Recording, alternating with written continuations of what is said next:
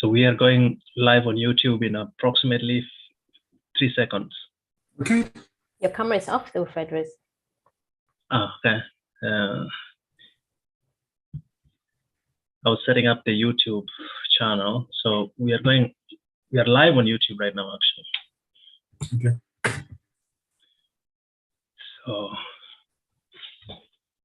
So Nana, you notice I'm sweating already. I can see. Kevin, there's a good reason for that. It's only today. And I hope that I can manage it, but that's good. The last thing is just before we bring in people.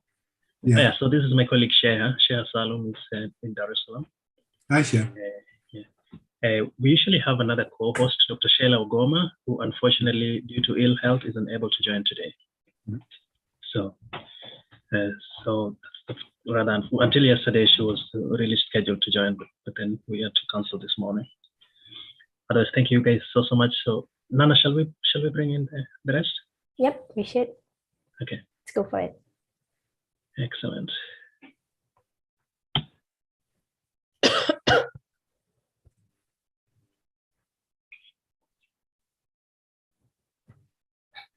Kevin, Professor Brian Greenwood may make a cameo here today. Oh, great. Wonderful. Yeah.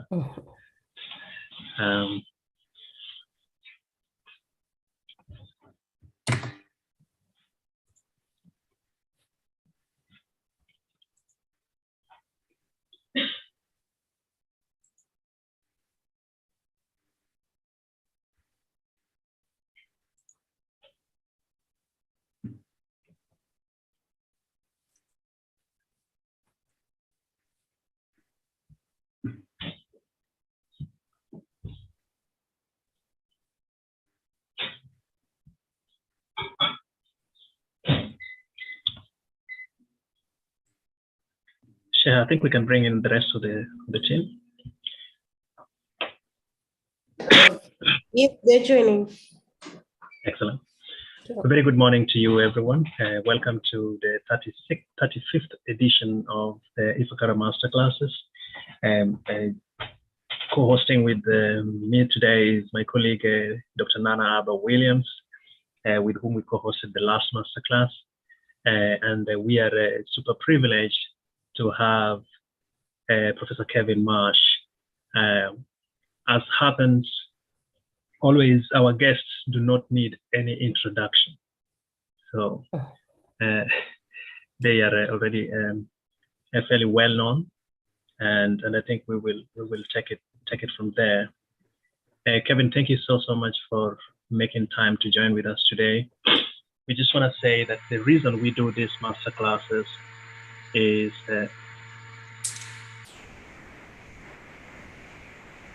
kindly mute yourselves.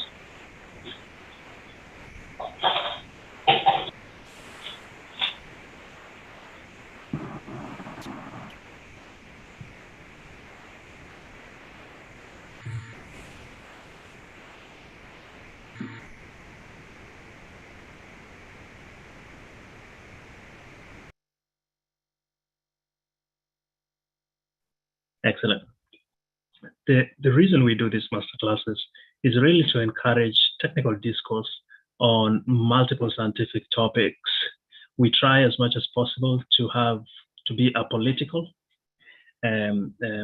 We seek to understand the details of the science, but also the policy that is associated with the science insofar as malaria control across different countries is concerned. And when we have guests, we ask many questions. These masterclasses typically run for between 2.5 hours and 3 hours. Professor Kevin Marsh will be with us for just 2 hours today, so we have quite a lot to cover in a fairly short time. Without any further ado, I think that we should we will begin in approximately 30 seconds. Just so you know, the masterclass is currently live on our YouTube channel, and I'm going to request my Ifakara colleagues, if they have, if they're able to, they can put a link to the YouTube channel online here for for our colleagues to see, for those who want to share that with someone else.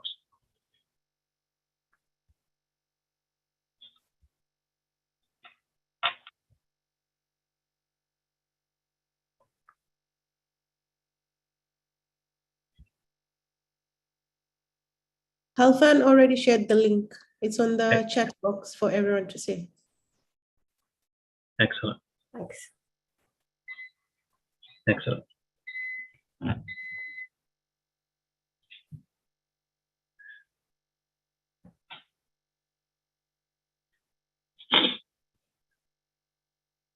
Maybe Fedros, whilst we do that, we can just go through the indicative topics so that. Yeah. Do you want me to share the stuff here? Yeah. So that.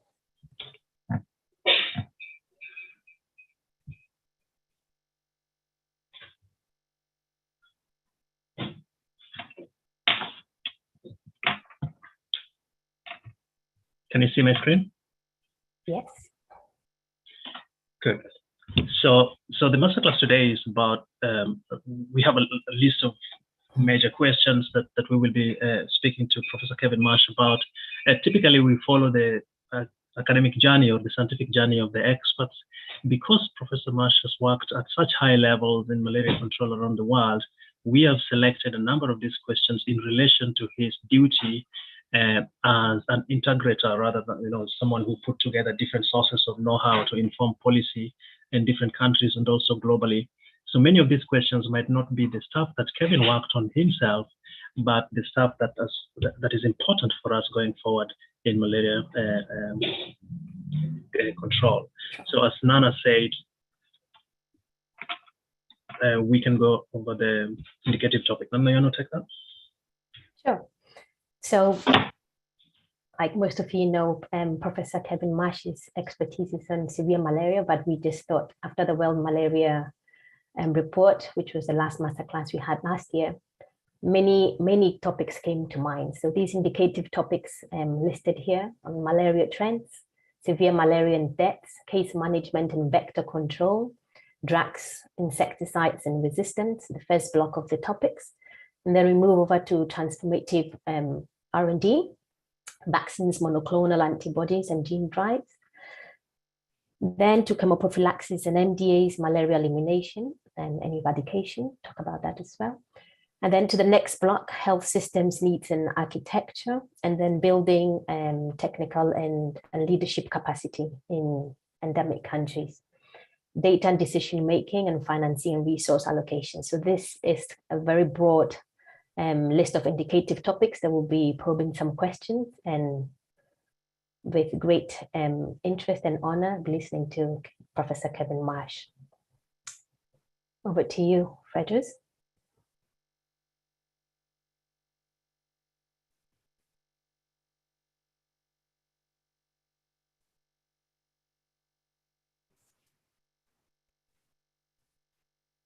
Fedros, are you there? Yes. Just want to inform our audience that our next masterclass will be on the 21st of April. This is next week. You will be receiving formal invitations for this masterclass right after today's event. And also for your information that we will be hosting the Innovative Vector Control Consortium based out of Liverpool. This is the famous IVCC, who are going to be talking to us about the preservation of the power of the vector control against malaria. We are excited about this, and we will be putting the link for this registration on the chat box today multiple times. Moving forward, I think, Kevin, we can begin now. A really, really important message that has come out of the World Malaria Report last year was the flattening of the curve, if you like. There are many ways to look at this. I think that there is the realization, of course, that the African population has doubled since 2000. And so some of the obvious gains might not be visible on a graph like this. However, we also do recognize that for people having to deal with malaria burden, their budgets are not going down. They are having to probably pay more now, because things such as insecticide resistance means you have new interventions that are more expensive. The other message that came out of last year was that in line with the global technical strategy, we should be on the green line on the inset file there, but we are actually on the blue line. So for example, we had almost double what the expectation was for the year 2020. This is not generally good news. Professor Pedro Alonso, the outgoing, the former director of GMP, has called this a malaria crisis, primarily a malaria crisis in Africa. You can see many countries actually had an increase rather than a decrease in the past few years. Kevin, very broadly, you've worked on malaria for a long time. You've seen these trends before 2000, even though malaria scientists now think the world began in 2000. But you've seen these trends before that. You continue to see these trends. We would like to hear your opinion on what this means, where we are going, whether we are on the right track, whether we can do anything more. Very generally, what are your opinions on these trends? Back to you, Kevin. Great. Well, thank you very much, Fredros and Nana and team for inviting me. I was getting very nervous as you were speaking at all the things we were going to cover, and also looking at all the people here, many of whom, I see many of my friends here. It's great to see people. Yeah, I mean, you're right. It is easy to forget what the world was like before 2000. And I'm often reminded about that when I think about the reason we set up with colleagues to begin to work on the coast in Kenya in the late 1980s. And at that time, if I went into the district hospital ward where I worked, you would be surrounded in the malaria season by beds full of children with severe malaria, often 3 or 4 to a bed. There were many deaths every day. 20 years later, severe malaria and death became so relatively unusual in that very same hospital that it was the kind of thing you took a visiting medical student to see if there were severe cases of malaria admitted. So in front of our eyes, we saw a dramatic reduction. And I think it's hard for people who perhaps weren't working at that time and I understand, of course, there's so many areas where there's far too much severe malaria. So what I described on the coast in Kenya in the 80s and 90s is still a reality in some places, of course. But the point I'm making is there really was a massive change in some parts of Africa over that period. And so when you say about before 2000, I think it's right, we need to remind ourselves. That has flattened off, as you say. I think the other thing we need to remind ourselves is these numbers are very unreliable. I mean, one of the great tragedies is that one of the interventions of the global technical strategy is surveillance. Surveillance isn't simply something we do, it's an actual intervention, and it's the one which is least done or least well done. It is really almost unbelievable, I think, that we're still struggling so much to put accurate figures on cases and deaths. So that's a note of caution that the numbers are incredibly inaccurate, but the trends are, I think, probably are reliable. And it has flattened off.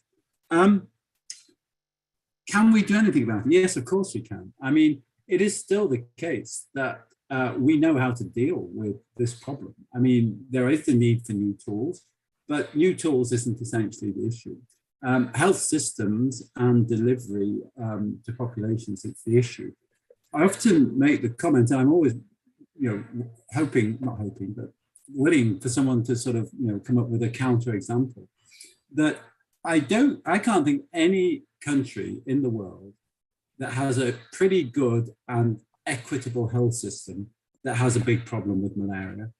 And I can't think of any country that eliminated or really got malaria under control that didn't have a good health system. And I think those two things tell you something, that health systems are just essential for control of malaria, control and eventual elimination of malaria.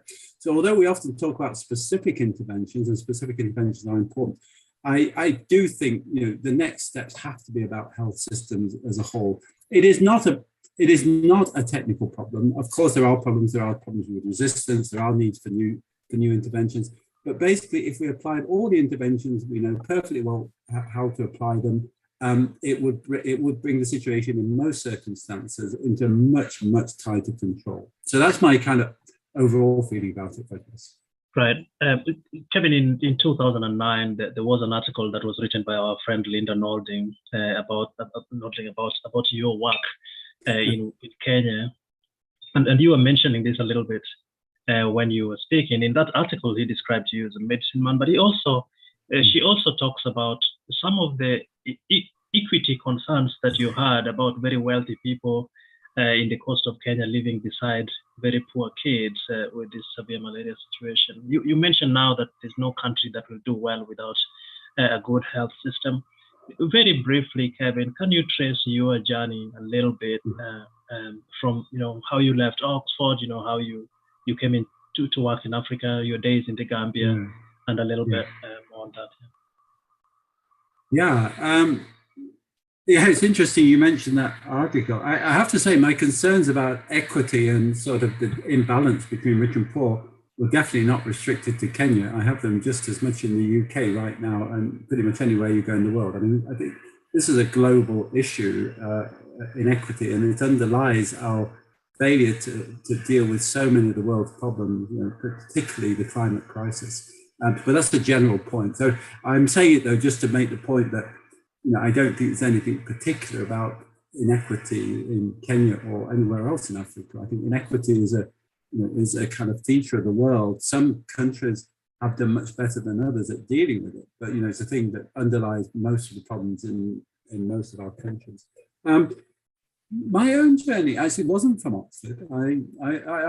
I trained in Liverpool in the north of England, which is culturally very different from Oxford, as people who know the UK will know. And I had no idea what I wanted to do. I knew I was interested in if you like, international politics. I wasn't terribly interested in medicine, though I was doing medicine. And what I knew was I didn't want to be bored. And Liverpool has a tropical school, and it sounded like a really interesting thing to get to know more about. And it was really drifting into the whole issue of tropical medicine was driven by that kind of, I suppose, restlessness and general international interest in politics and internationalism. And I know it sounds really corny, but during my time at the Liverpool School, there was a course of lectures by Sir Ian McGregor, who was the doyen of British malariology at the time, well, in fact, in a way of world malariology. And during that course of 3 lectures on the immunology of malaria, I really did suddenly find out what I knew I wanted to do. And from then on, everything changed. And I don't know why that was. There was just something about it that made me focus on malaria. And so to cut it short, I mean, I then was very fortunate. I was able to go out and work out with Brian Greenwood and team in the Gambia. At the same time, I had the opportunity to spend quite a lot of time in the States at NIH with Lou Miller, and also visiting NYU with Nussensweig, Fidel Zavala, and such like. And what really struck me was there's incredible excitement at the time. The first malaria gene had just been cloned. Everyone was talking about malaria vaccines in 5 years. And this is nearly 40 years ago. And what really struck me was that many of the meetings I went to about sort of malaria vaccines and how exciting it was going to be and what a difference it was going to make were, there's hardly anybody at these meetings. And it was strange for me because I was working in West Africa, but I was coming to these meetings in Europe and America. And there's and I was, when I wasn't at the lab, I was sort of working in clinics as a doctor, treating lots of kids and adults with all sorts of things, but especially with malaria. And what really struck me was that there was hardly any sort of awareness of the realities of health and health systems across the continent where malaria was the problem in the meetings that were taking place. And also there were very, very few researchers from the continent in these meetings, not because they were excluded, but because at that time, we're talking now about the early 1980s, there were so few people across the continent working on the kind of research that was relevant to vaccines, the lab-based research. And what that really fired off in me was a kind of realization that I already knew I wanted to develop a group around a lab-based group around malaria and immunology, but it really made me feel that I should not do this by going to Oxford or New York or Washington or whatever. I really wanted to work with colleagues in a malaria endemic area because that's where the problem was, and I just thought that was appropriate. And that really determined the rest of my career, as it were.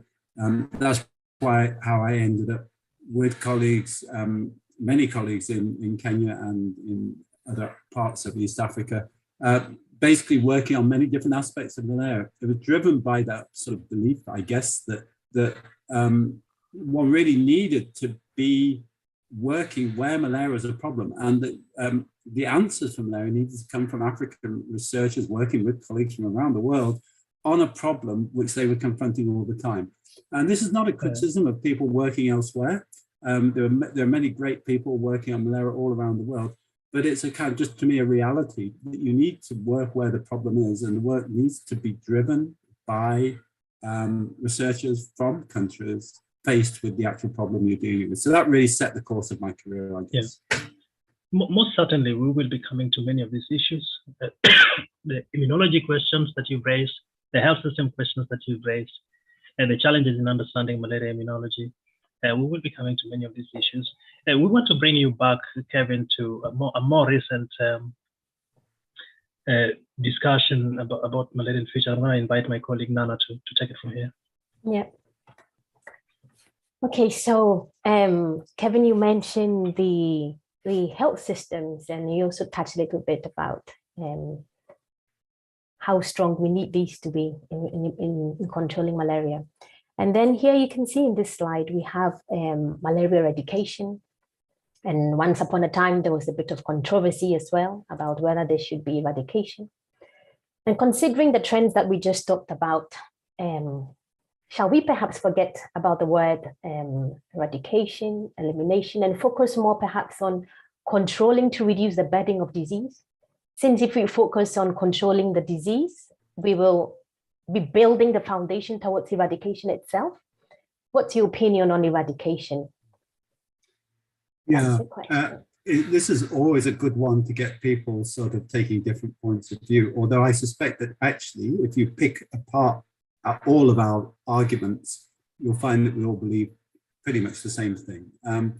So let me try and summarize what I would say. I would say that, firstly, eradication clearly means total removal of malaria from the world. It's funny how many even malariologists do get confused about the differences between elimination and eradication. But eradication, by definition, is global, whereas elimination is obviously from a particular country. So I think no one doubts that it will be a really good aim to eradicate malaria. That's what we should all be aiming at, for sure. The world would be a better place without malaria. However, you can't get to that position or anywhere close to it without first controlling malaria. I mean, there's just no shortcut. There's no magic here. You've got to be able to control the morbidity that malaria causes before you can really, get down that pathway. So I think the differences in emphasis of people are about how feasible it is over different time spans. And I think it was very interesting that at the same time that the commission that you're showing here came out on the right, there was the advisory group which I was on from WHO, looking at basically the same evidence and coming to different conclusions. But the different conclusion was not about whether eradication would be beneficial. We all agree eradication would be beneficial. It was about kind of tactics and strategy. It was about, from the WHO group point of view, the question was, should WHO call for another global eradication campaign? And the views that, if you like, came out of that most strongly were that you don't make a worldwide call for an eradication campaign when you don't have the tools or the confidence that you can do it right now. When people eliminated smallpox, for instance, or particularly with smallpox, polio isn't yet quite fully eradicated, but getting close. In both those cases, you started knowing exactly what you needed to do and knowing that you've got a near perfect tool to do it with. And even so, it was incredibly difficult to do. With malaria, we're nowhere near having a near perfect tool to eradicate, nowhere near. And so it's just out the view of the majority of us on the, if you like, on the left-hand side of this was not that we shouldn't eradicate. Of course we should eradicate.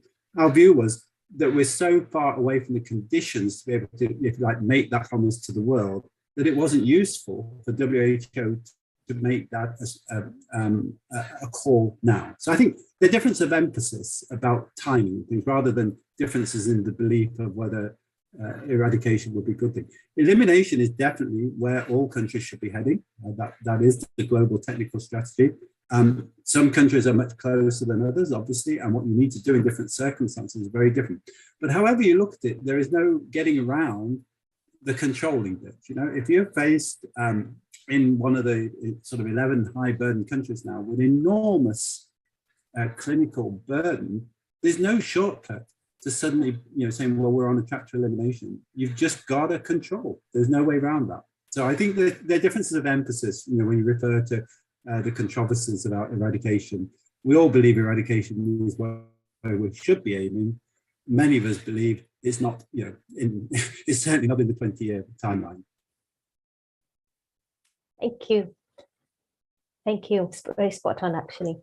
And then, like you said, the promises of eradication, yeah, this generates frustration. And yep, and I think the nuances you just underlined, the getting there, and I think is important. Frederick, would you like to go a little bit more in detail of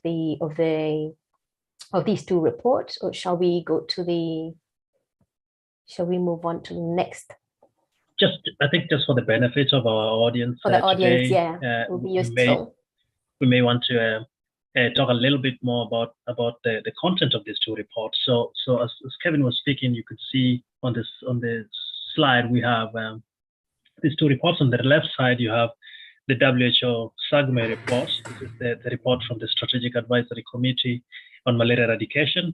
Kevin, this is the committee in which you served. And then we have on the right side the production by. Can you hear me? Yeah. Yes. Yeah. Then you have on the right side the production by the Lancet Commission on Malaria Eradication.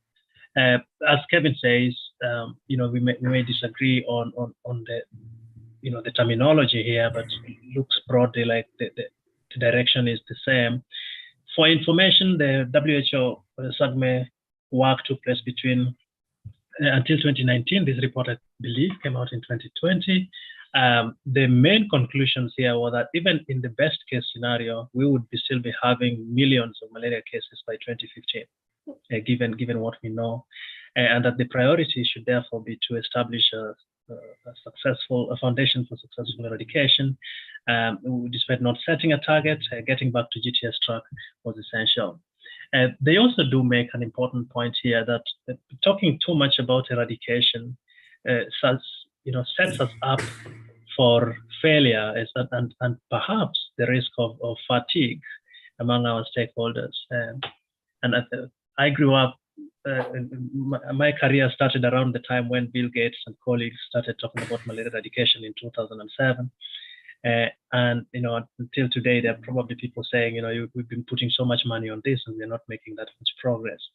On the other hand, the Lancet Commission reviews some of the successes and some of the differences between today and what had happened in the 1960s eradication campaign.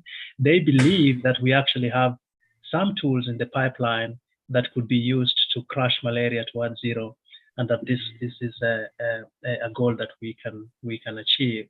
They also, you know, give some kind of a roadmap saying that all you need is to improve the public health administration, to get some new tools in there, and to improve financing for malaria. Lastly, they argue that if we do not go for eradication, there is a big risk, and that lack of eradication is untenable. We need to end the historic burden, but also prevent problems such as resistance and accelerate the path towards SDGs. So I think that's all the information that we wish to give our partners today. Kevin, if you have any last words on this too, you can take it up before Nana goes forward, before we go forward.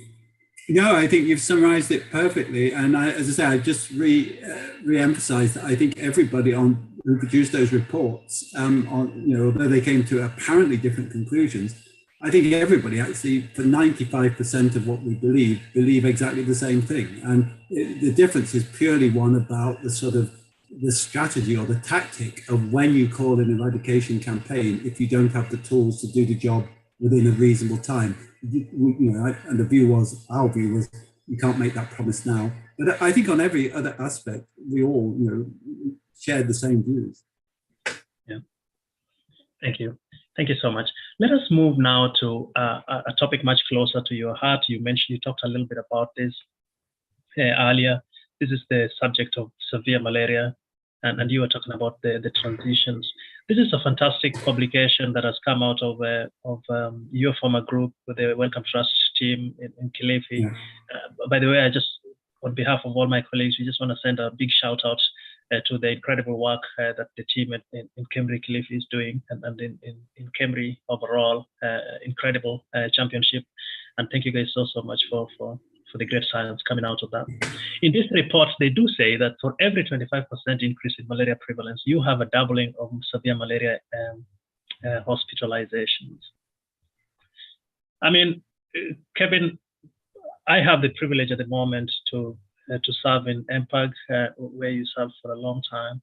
Mm-hmm. And I see some of these challenges that people have to, when you talk about, just the gaps, how limited our arsenal against severe malaria is, and especially considering the fact that severe malaria is happening. We spoke to Professor Rick Stekete last year, December, mm-hmm. and he was telling us, just reminding us that severe malaria is happening in very last mile like areas, in places where you actually don't even have proper healthcare, you don't have professionals. Kevin, what do you think would be the ultimate solution for severe malaria? Gosh, I wish I knew. I mean, in one sense, I do know, it's what we were talking about earlier, that severe malaria is the end of a spectrum which simply reflects the failure to control malaria, clinical malaria.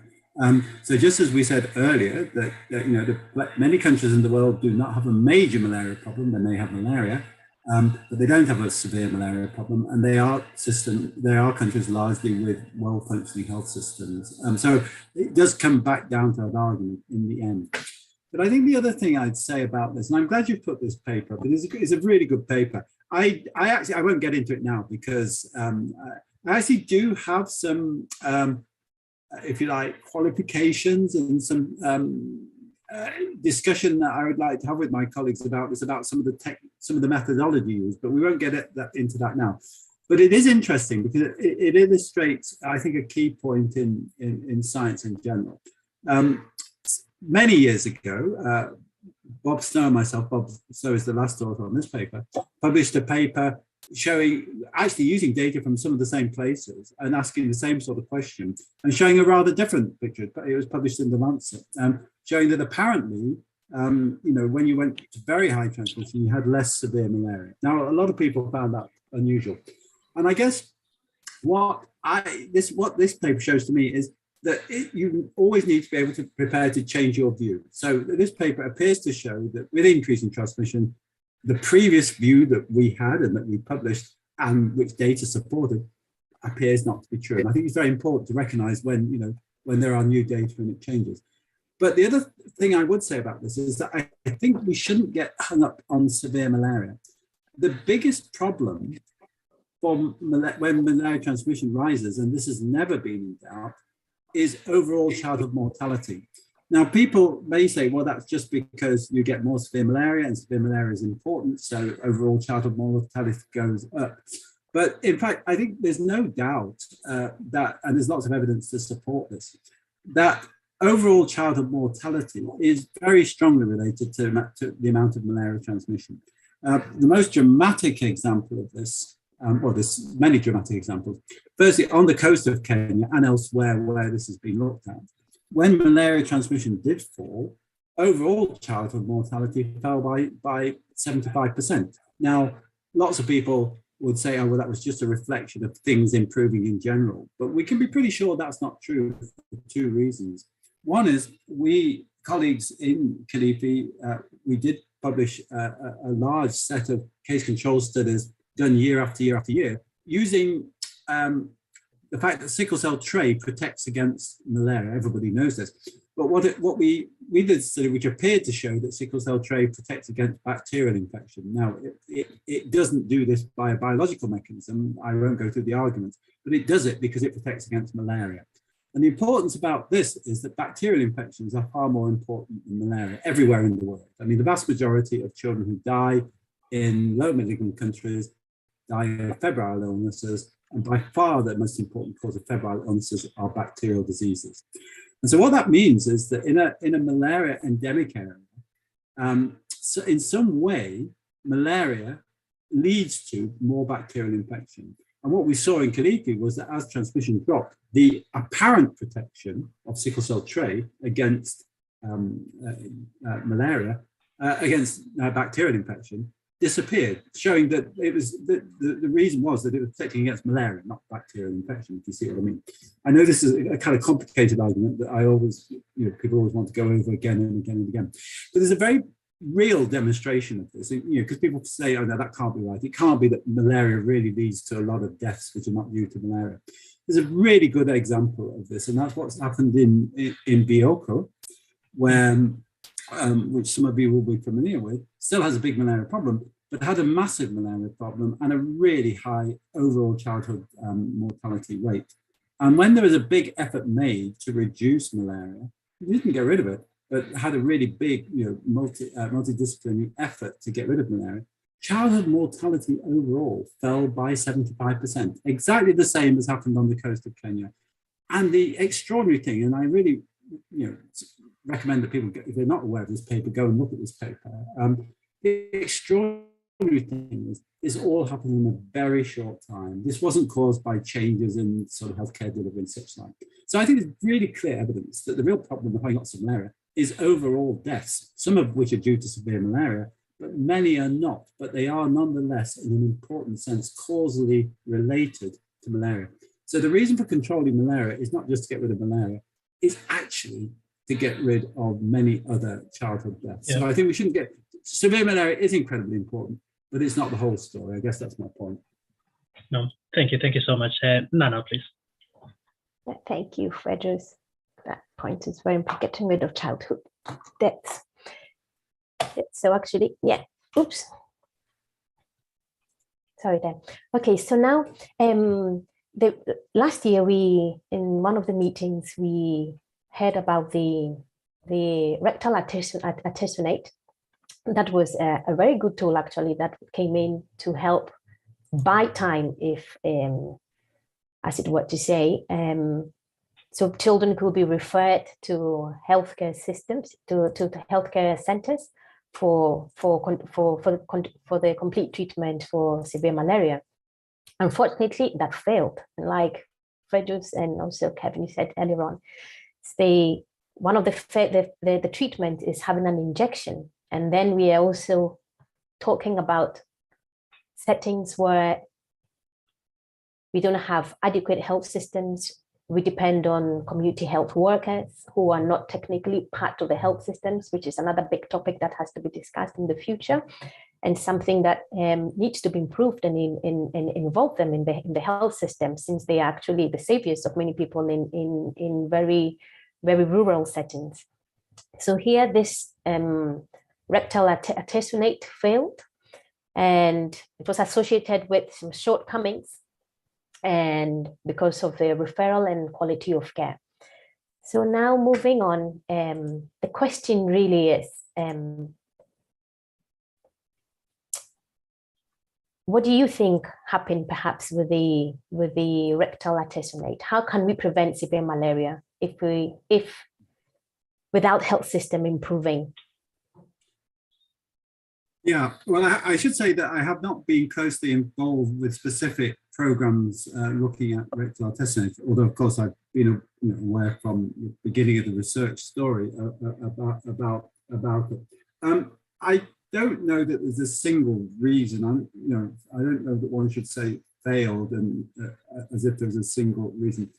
I think it is obviously a very good idea to get early treatment to children who may develop severe malaria, and so it's entirely plausible and makes sense that if one does that out in a community with something like rectal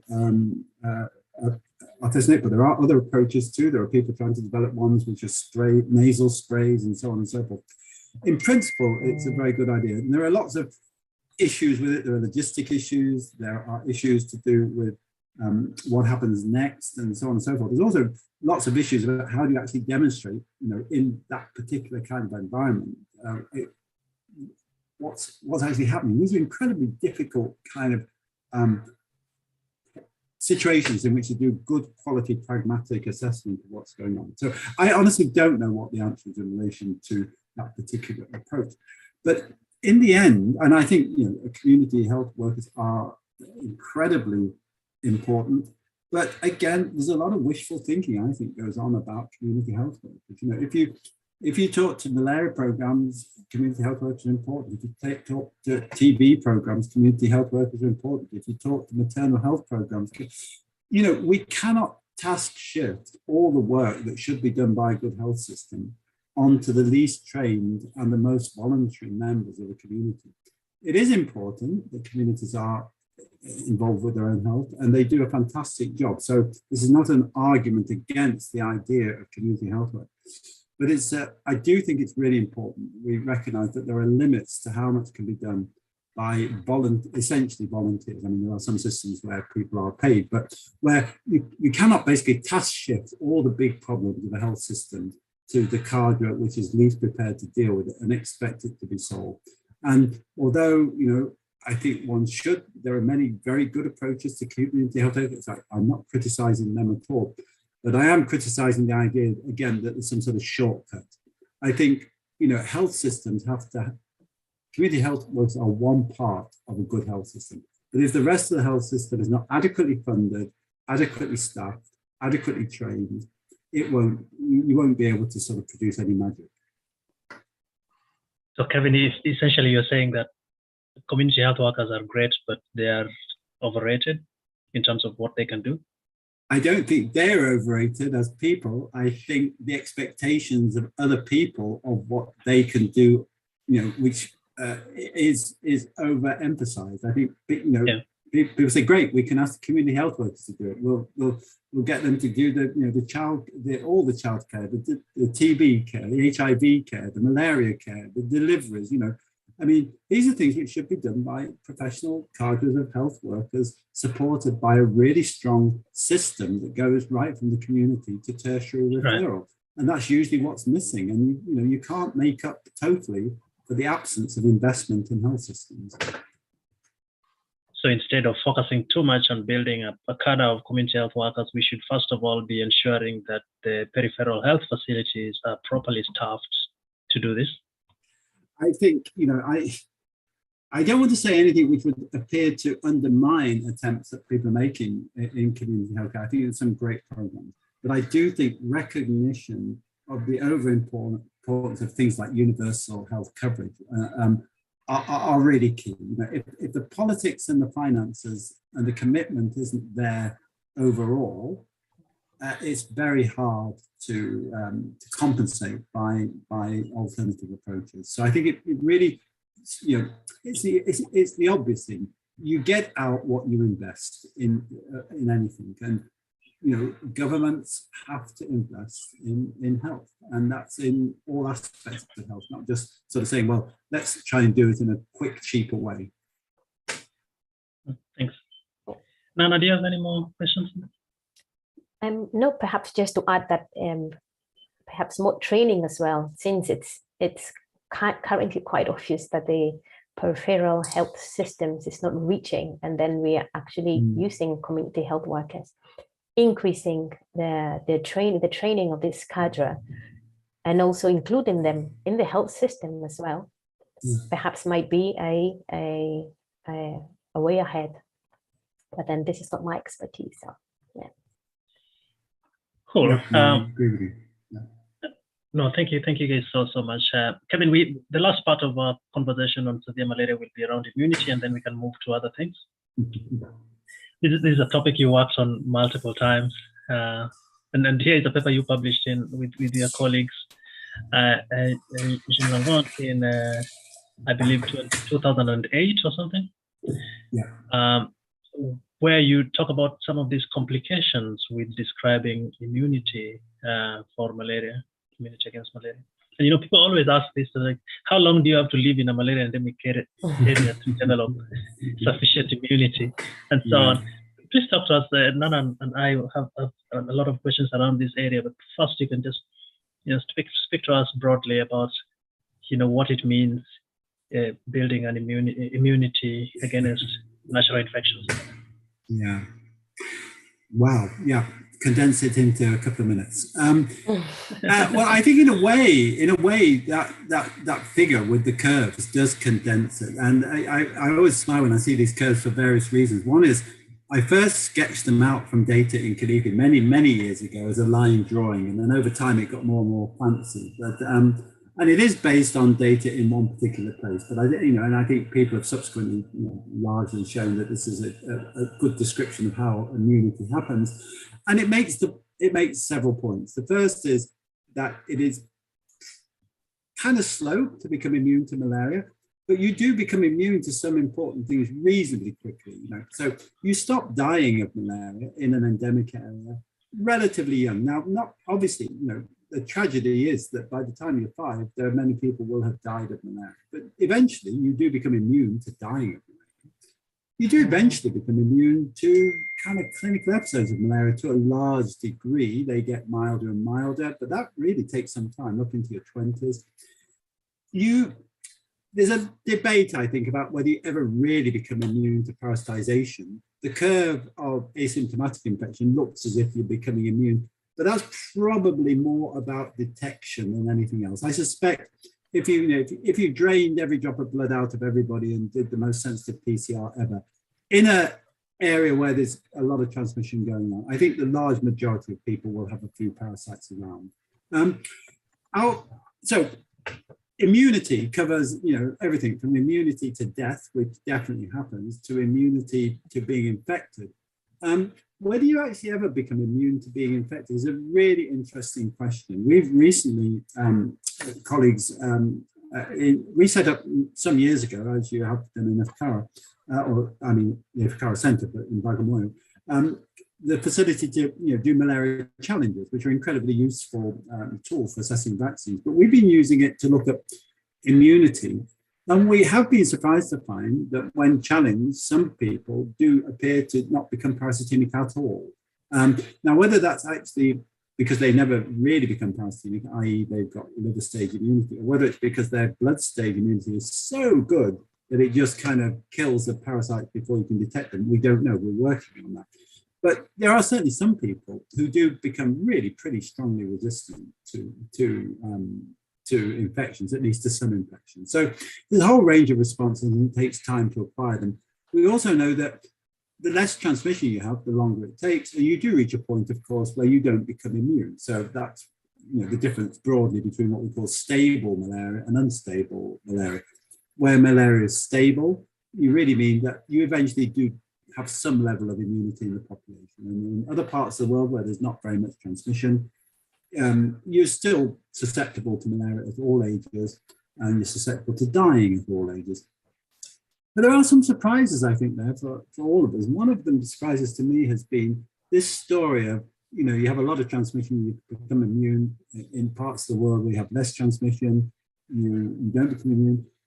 I think we've had to rethink that. There are many parts of the world with not that much transmission where we still find lots of people, it turns out, with asymptomatic parasitemia when you've got sort of sensitive enough techniques. So there is something else going on there which we perhaps didn't incorporate into the simplistic model of, you just have lots of transmission and you become immune. So you become immune to malaria. The problem is you don't become immune fast enough, too many people die, but it shows the principle that you biologically, if you could improve this, and that's what the whole vaccines drive is based on, that in principle you ought to be able to become protectively immune to malaria.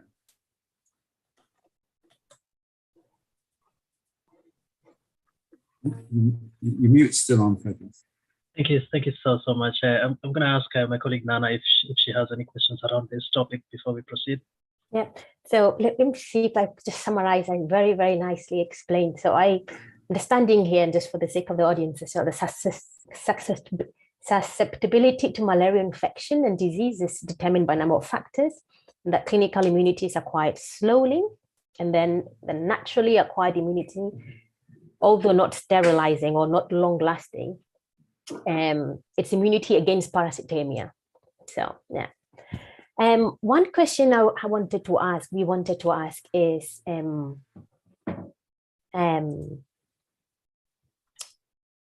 well, I think you addressed it all, actually.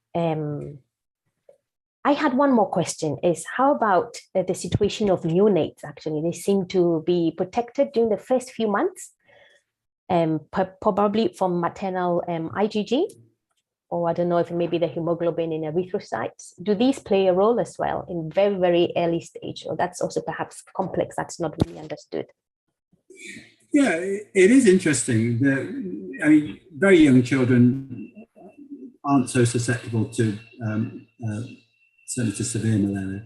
I think there are a number of reasons for this. There is, as you say, there's a transfer of antibodies, which is well known and will have some effect. There are some other things that happen there. There's hemoglobin F, fetal hemoglobin persists for some months, and that is known to be protected.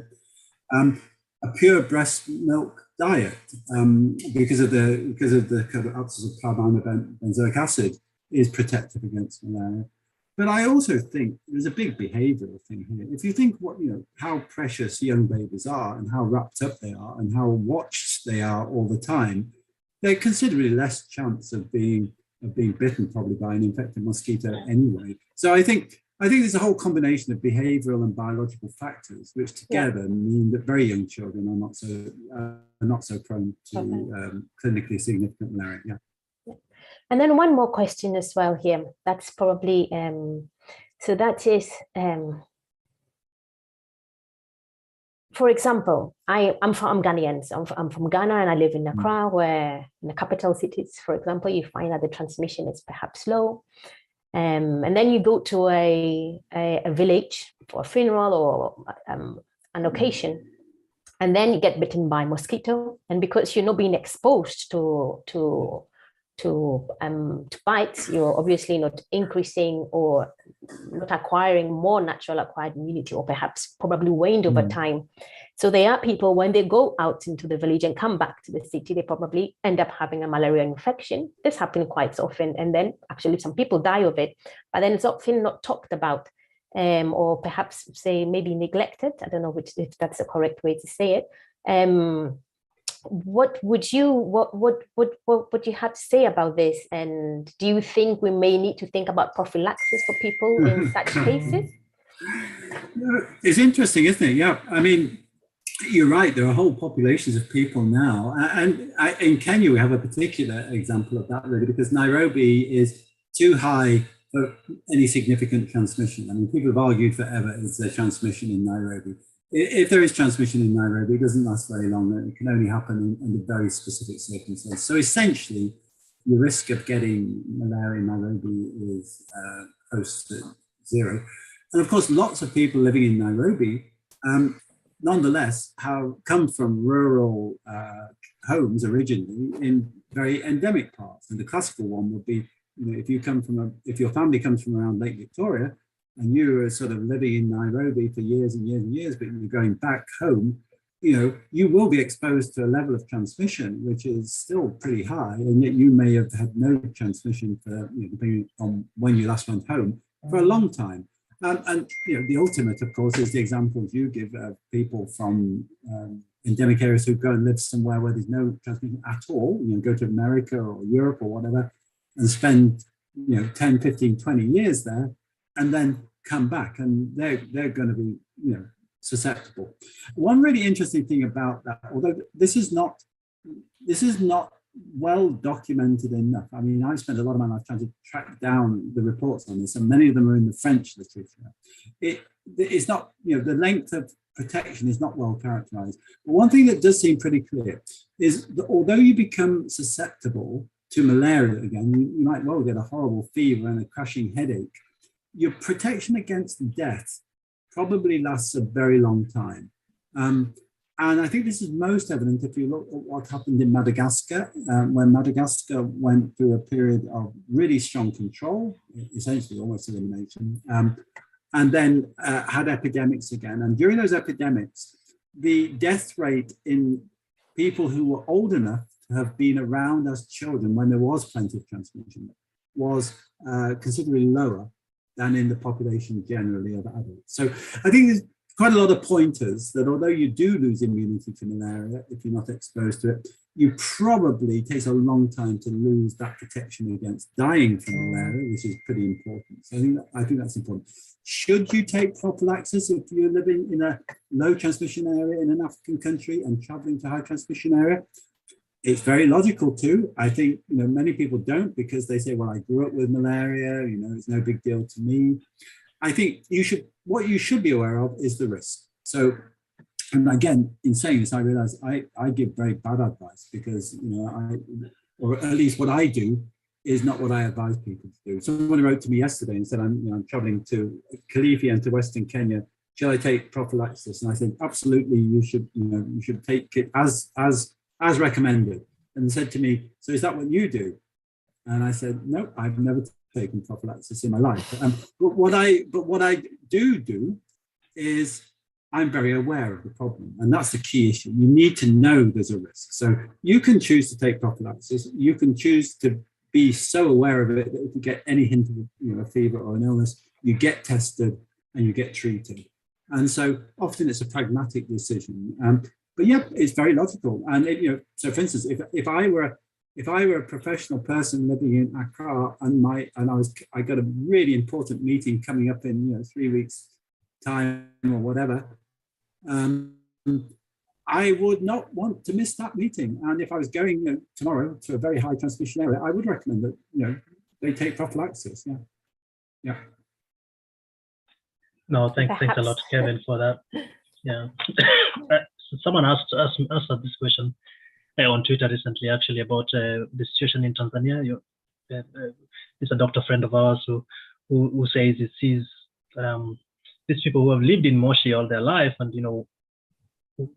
one day something happens in Dar es Salaam or somewhere else, and they travel either for maybe a funeral, I don't know, and they come back and they have this very severe malaria, they just die. Yeah. And unfortunately, these are neglected, kind of severe malaria situation in adults is kind of neglected. So it's nice that you clarify that.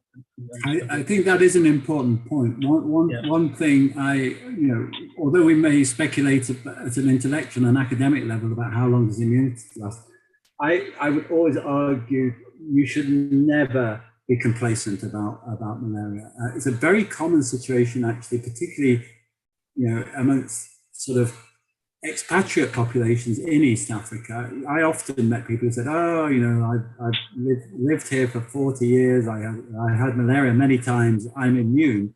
And then I'd hear, sort of 6 months later, that person died of cerebral malaria somewhere. So I would apply this to myself. I've actually had proven malaria, i.e., diagnosed malaria 11 times.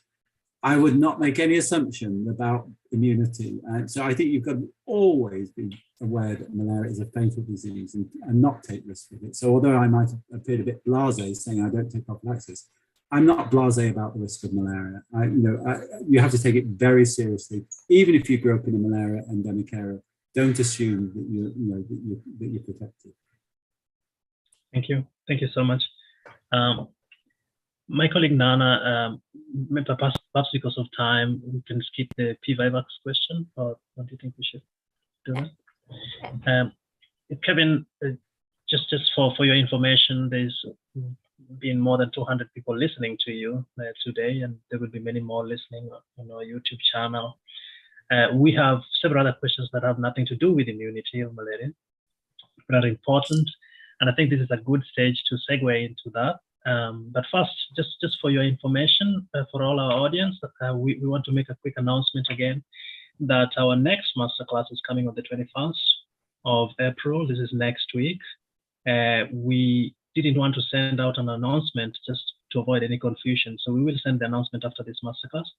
But my colleague Sheha is going to put the link to the masterclass on the chat here, and you can already register for our next masterclass coming up with the IVCC. For the first time, we are hosting IVCC, and this is going to be on the 21st next week. Back to the conversation here, Kevin. There are many tools that are currently being used. Insecticides, drugs, and nets are the most dominant tools.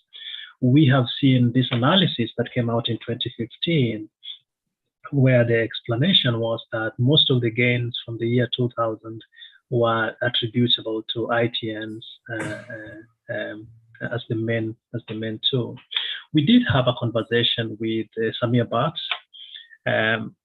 Again, shout out to Samir. He's done an incredible amount of work for the benefit of the malaria community, and I'm proud to be associated with him, given that he's also Kenyan. So anyway, Samir, we spoke to Samir about this, and he referred us to this sentence in his work, which essentially says that, you know, his analysis should not be interpreted to mean that ITNs are better than, for example, case management, but rather to point people to the fact that we saw those gains because people invested on ITNs. And we saw those gains because there was a lot of funding for that and a lot of investment on that. So I'll just drop off at that point and ask Nana to carry off these questions. But this is an area that we want to discuss a little bit with you on that. Back to you, Nana. Yeah, thank you, Fedros. Yeah, so like Fedros said, it's not to say vector control is better than case management, as rightly said in that paper. Are we underestimating case management? What's the value of case management in Africa? And Fedros, perhaps, I don't know if you want to move to the next slide. We see we're saying case management is a complex word for diagnosis and treatment. And what new drugs are there on the horizon? And in the picture that Fedros has shown, I myself, when I was a little girl, I remember very well my parents splitting the tablets. And I always used to ask my mom, are you sure you're splitting this properly? And perhaps you're not going to get the correct dose. And that's actually one of the things that triggered me to pursue a career in medicinal chemistry. So I'm a chemist, I'm an organic chemist by training. And thinking about this again, it just comes to what do we need? Thinking about pediatric doses, which other new drugs are in the horizon? How can we improve on this and on treatment? Yeah. Well, there's a whole set of things there. So I think if we go back to the slide you showed from the paper, appearing to show the importance of bed nets as the major contributor. And I'm glad you've emphasized the qualification that the authors themselves have put there. I think there are some other qualifications to this. I often show, and I haven't got my slides set up because I wasn't assuming that I would share any slides, but I often show a slide which shows the reduction in malaria transmission on the Kenyan coast, looked at in different ways. There are different ways you can measure reducing transmission. One of them is obviously by looking at parasite rates in the community over many years. Another really interesting one is looking at the age of malaria cases in hospital, because as transmission falls, the age of malaria cases rises, whereas the age of other conditions doesn't. And however you look at it, when you look at the big reduction, as I said earlier, we saw a massive reduction in the amount of malaria deaths over some years on the coast of Kenya. When you look at the dynamics of that, and I show a graph where I plot up and you can see the death falling off. And then when you look at when did transmission start to fall, as measured by parasite rates in the community or as measured by the age of children with malaria in hospital, what you find is the vast majority of that dramatic fall had taken place before the widespread introduction of bed nets and before the change to ACTs. Now, whenever I show that, I'm also very careful to emphasize that I am not arguing that vector control does not work. We know impregnated bed nets work. I'm not arguing that case is not important. It's incredibly important. But what it does show is that at least in that part of Africa, and subsequently, I've looked at data with other people from both East and West Africa, and this pattern is always, apparent if you look carefully at it. And that is, there was a general reduction in transmission and clinical disease across many parts of Africa, which preceded the introduction of these widespread control. And for that reason, I am a little skeptical of the idea that it was all due to any one thing. And we know there was something going on that we don't understand that was driving transmission down before any of these things became widespread. And I think it's really important for us to recognize that, not because it's fun to be skeptical and say, oh, we don't understand it, but because it's important to recognize when we haven't necessarily understood something completely. Because if there was a downward trend, which I'm sure there was, in transmission in general over about 20 years, over much of Africa, and we don't know really what was driving it, then we will also be unprepared for if whatever it was were to reverse and will be taken badly by surprise. So I'm kind of glad you showed this figure. But let me stress again, I'm not arguing that vector control or case management are not vitally important. They are. But there is also something else which has gone on, which has driven down transmission in many parts of Africa. Drugs, so therefore, case management, we still rely on case management, and drugs are incredibly important. And the point you make about pediatric doses is really important. This is true not just in malaria, this is true. Children are badly ignored in many ways, aren't they? And we ignore them in an effort to protect them. People don't like doing pharmacological studies on small children because they often involve taking lots of blood, and people therefore often have extended data from adults to work out dosages in children. And then careful work by many colleagues around the world on many different types of malaria drugs has consistently shown that nearly always the doses that were derived by that kind of treating children as small adults are nearly always wrong, because children handle drugs differently. So there is a big issue about knowing what the pharmacokinetics and the pharmacodynamics of drugs are in children. And it is really important, and we don't do children a service by trying to protect them from research on drugs if we end up giving them the wrong sorts of drugs. So I think that point you make is incredibly important. And there are new drugs on the horizon. I'm not the person to speak about it. This is not my area of expertise. And I think one thing one does need to know is what are the limits of one's knowledge. So I wouldn't want to talk too knowledgeably about the exciting drugs. But there are some new drugs on the horizon, which many of the people on this call will know more about than me. But whatever is developed, the issues are always going to be access, access and safety. How do you make sure that people get them in time? And as you said, Nana, how do you make sure that the children, that people who really need them, which is often children, get the right, not only get the drug, but get the right dose of drug. And there's also this big issue that we're increasingly aware of about, drug, about fakes, and not just fakes, but just drug quality in general. Incredible importance. It's one thing to say, yeah, we've got drugs in this dispensation, but you need to know that these are drugs which really work and that they're stored under the right conditions, and that they weren't bought from the company, which was just making them out of something else. So there's a whole set of issues that need dealing with there, as well as needing, better drugs. Yeah, incredible analysis here of the situation. We spoke to Dr. Tim Wells a few months ago from MV. What's the name of the organization? MV, sorry. Yes, and we do hope that we will speak to Tim and colleagues again.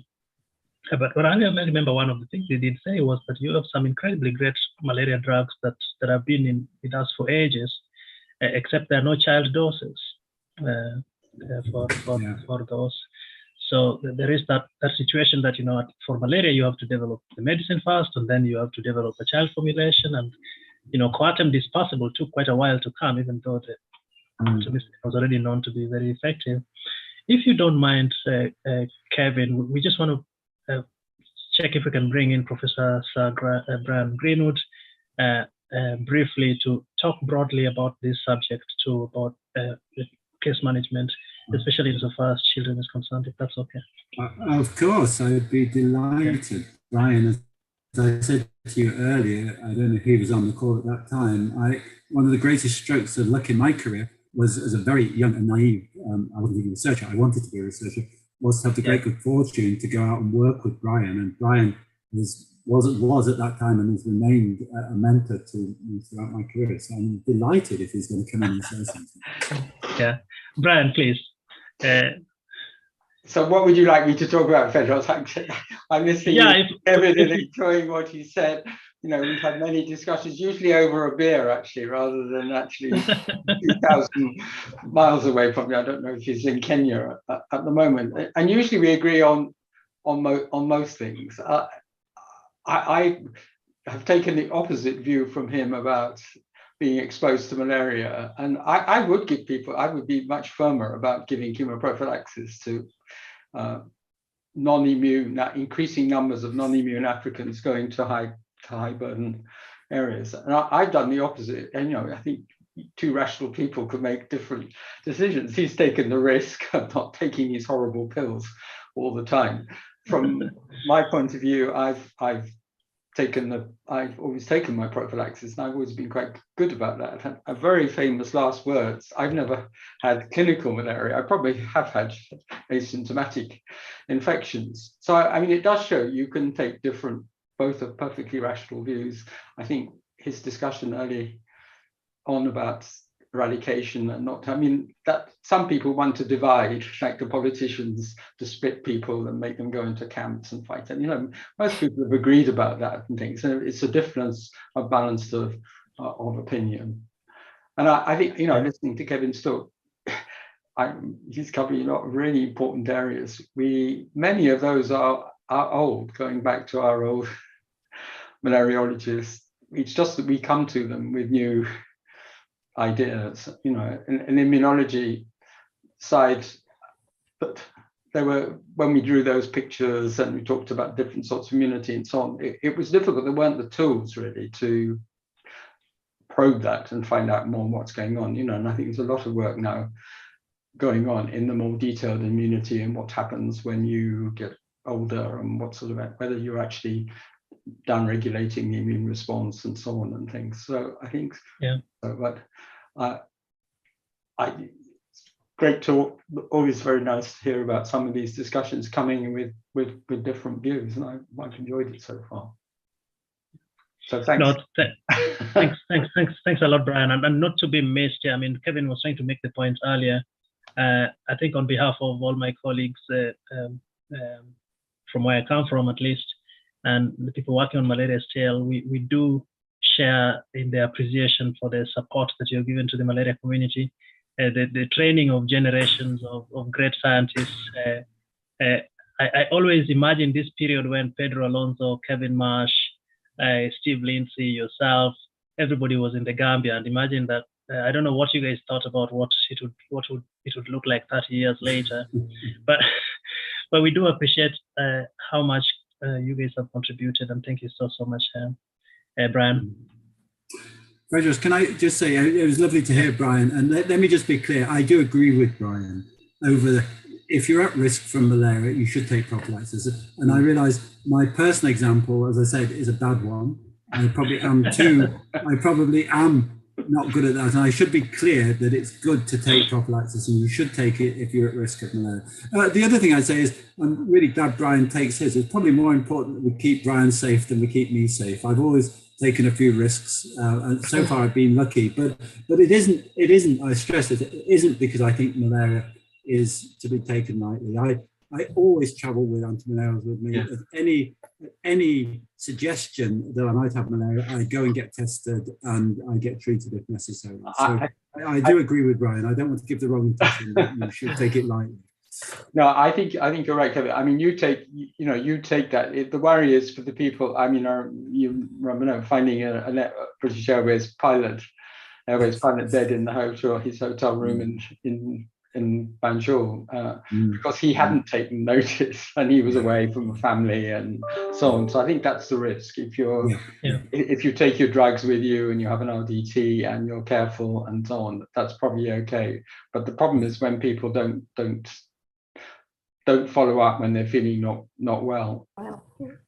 And I think in the hospital tropical diseases here, the biggest group of patients now coming are the people who are originally from an endemic area going back to visit their family. And because they lived in Ghana, they were brought up in Ghana till they were 25 years old or something, and then they come to the UK, they think they're immune. And as Kevin said, they're probably not going to die from malaria, but they don't take prophylaxis.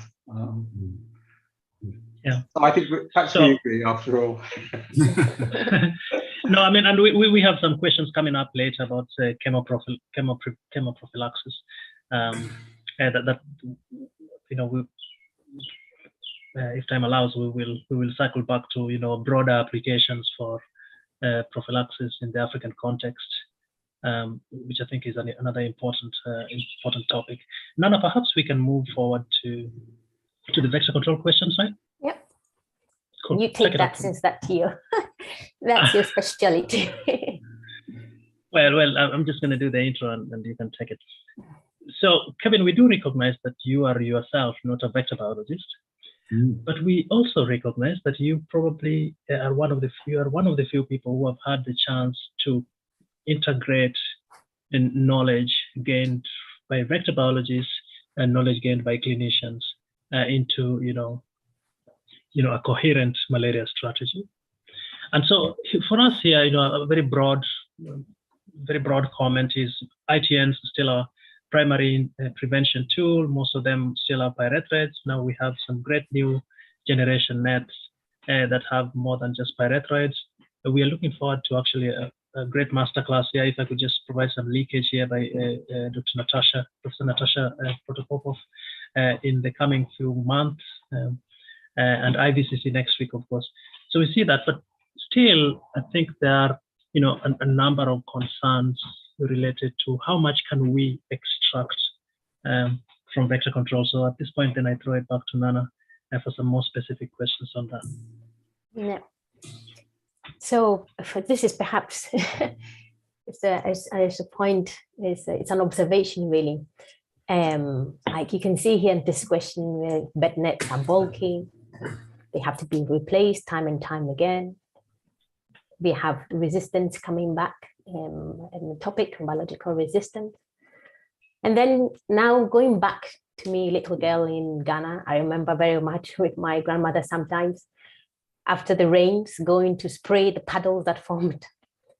And my grandmother would say, we'd have to get those larvae out of the way so that they don't grow into mosquitoes to bite us.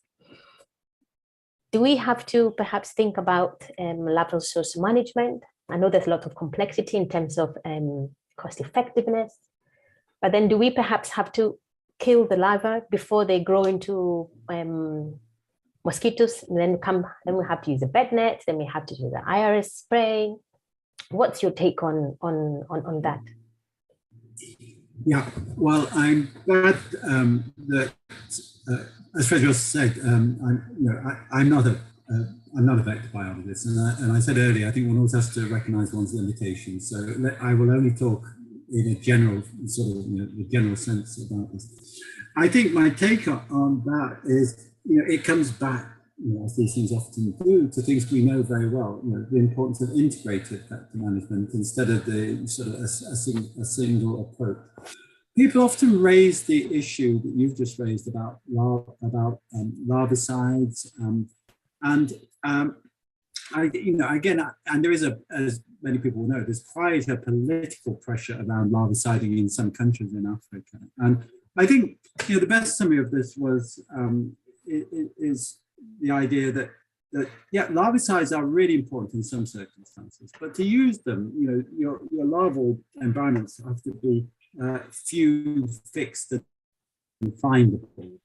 So it's fine if your problem is standing water, which you know about and you know where it is and it's always there and you can treat it. Yes, larvicides certainly have a role.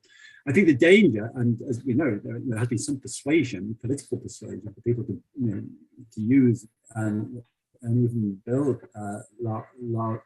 factories for large size. The danger is if you try and sell it as a solution where it isn't so applicable. So if your breeding sites are not few, they're everywhere. If they're not fixed, they occur in puddles and tire prints and leaf axils, and they're not findable because of those reasons, then larvicides don't offer you a great answer. So there are countries, as someone's just put in the chat, where larvicides have been really important. But to extend from that to say larvicides should be used everywhere is just not looking at the biology. So I think the important thing is always to look at the biology of what one's doing. Does it fit here in this circumstance? And I think there are many aspects around environmental management which fall into that category. Environmental management, as Brian said, there's very little new in malaria, and environmental management was a traditional tool of the old school malariologists. But it was very effective in some circumstances. Perhaps in Khartoum was the most obvious, where environmental management made a massive difference to malaria transmission. And we do need to go and re-examine and learn from all those things. But going forward, and again, I stress I am no expert, but I have followed with great interest, and I've been on several meetings and committees that Fredros is involved with, and he's the one to comment on this. I mean, I do think things like gene drive are incredibly interesting and exciting. Now, whether they will turn out to be the answer, I think it's too early to say. But I think we definitely do need to be looking for new approaches to vector control. But I'm not going to try and answer that one. It's beyond my expertise. Fredros has far more expertise than I do about that, and so do several other people on the call. So I'll stop at the point where, before I get into areas which I shouldn't be talking about. Well, Kevin, there's always value in alternative opinions, and I think that's something we do quite little of in the malaria community, and I think we should be much more open to, disruptive outside opinion on the topics that we consider important to us.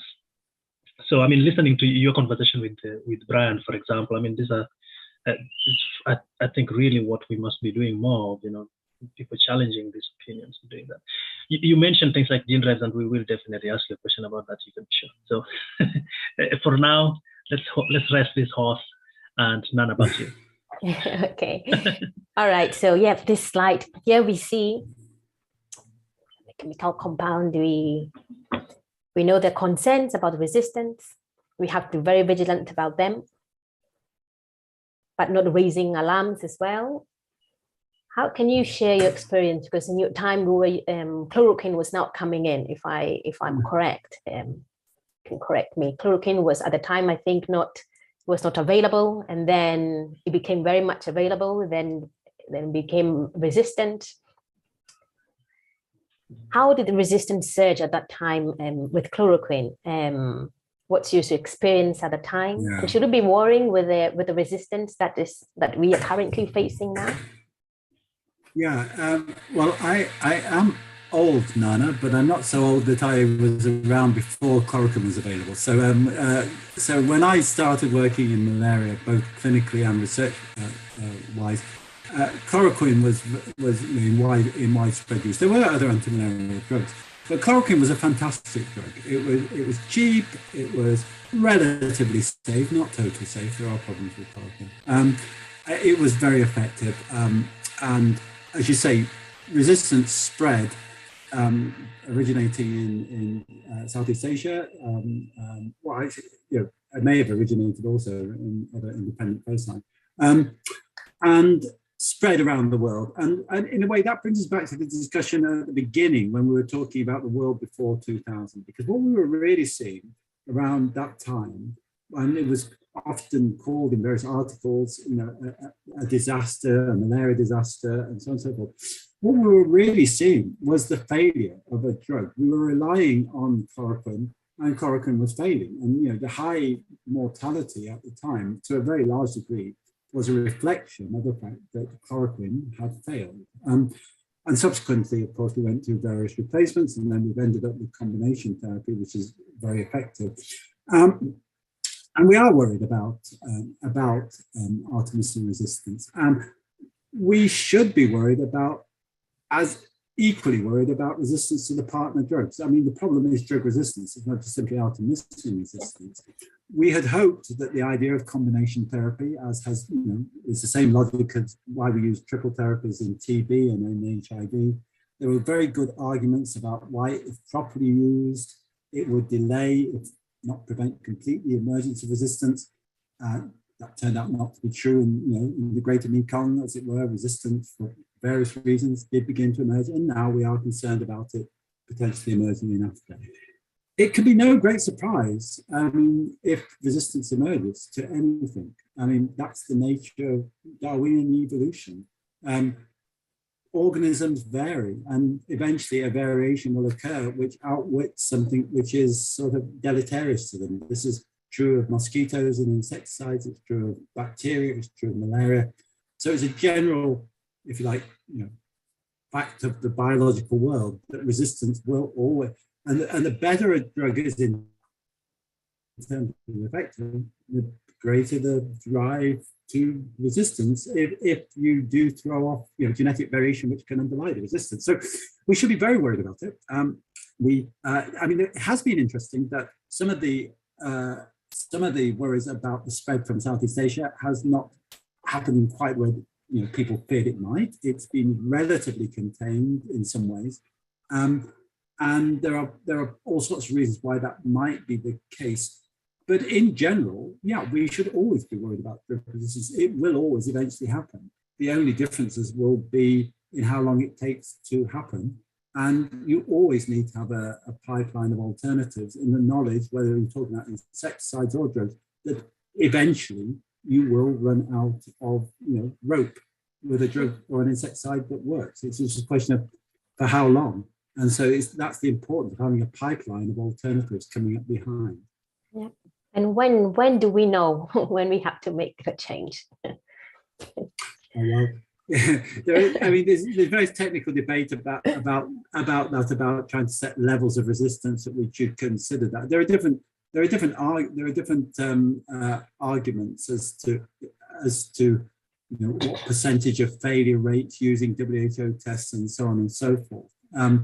So I don't have a strong opinion on that. A lot of it is pragmatic. It depends what your alternatives are. You could argue that as soon as you've got significant resistance, if you had an alternative and you've got plenty of other alternatives and they're affordable, you should move. There's quite a lot of good, plausible modeling arguments to say that if you had a whole stable of good alternatives, you should move quickly and rotate them. There's a lot there are possibilities of rotating drugs so that you don't drive one to high levels of resistance. So I think there are different approaches one could take to this, but the issue is having alternatives. Oh, thank you so much, Kevin, for this. I guess this is one of those delicate conversations where you don't, as Nana was saying earlier, you don't want to raise fear, but at the same time, you want to maximize on the value of what we have right now, realizing that arsenal is not necessarily limitless. So very quickly to colleagues, again, an early announcement for our 36th edition of the Masterclass. Coming up next week, we will be hosting Innovative Vector Control Consortium, IVCC. And Sheha, if you don't mind, can you place also can you re-add the link to the registration link for this Masterclass on the chat, just for people who want to register already in advance. I suspect that noise is from Kevin, but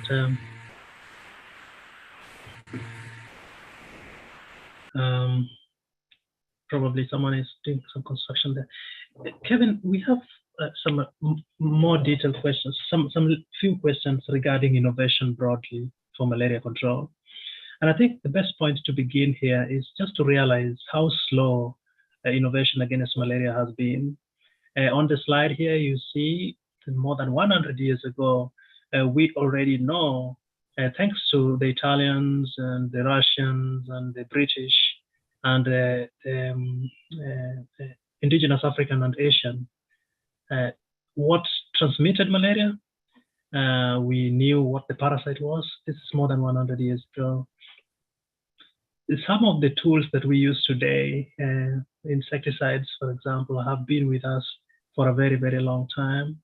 So quinine is still widely used, and it's one of the oldest malaria drugs. Artemisinin is nearly 2,000 years old. It's still our number one. Of course, the synthetic version of it is still our number one malaria treatment. Bed nets were used even by Cleopatra, you know, and they are still our primary malaria intervention. So there's a sense in which innovation against malaria has been super slow. However, as was highlighted also by the Lancet Commission, there is now a big portfolio of new interventions that are coming up that could materialize in the next few years, maybe 10 or less, perhaps. And as I said, we will be hosting IVCC next week to talk a little bit about some of this. But first of all, very broadly, you know, we did hear from Philip Welkoff towards the end of last year, really emphasizing the need for these new interventions. But very broadly, Kevin, which of these new interventions are you most excited about, and why?